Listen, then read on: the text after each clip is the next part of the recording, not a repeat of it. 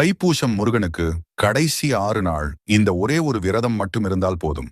வேண்டியது வேண்டாதது என்று அனைத்தும் அடுத்த 7 நாளில் நடக்க ஆரம்பிக்கும். இது பொய் இல்லை. இதை கடந்த ஆண்டு நான் செய்தேன். கேட்டது அடுத்த 48 நாளில் முழுமையாக நடந்தது முருகனின் அருளால். உங்களுக்கும் முருகனின் அருள் கிடைக்க வேண்டுமென்றால் ஓம் சரவண பவ நமஹா என்று கூறி முருகன் ஆராதனை சேனலை சப்ஸ்கிரைப் மற்றும் லைக் செய்து கொள்ளுங்கள். 48 நாள் சாப்பிடாமல் விரதம் இருக்கும் விரதத்தை விட 6 மடங்கு சக்தி வாய்ந்த விரதம் இந்த கடைசி 6 நாளில் இந்த ஒரு விரதம் இருப்பது.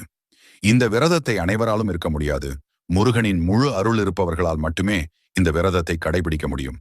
இந்த விரதத்தை ஜனவரி 26ஆம் தேதி ஆரம்பிக்கலாம். தொடர்ந்து 6 நாள் மௌன விரதம் இருக்க வேண்டும்.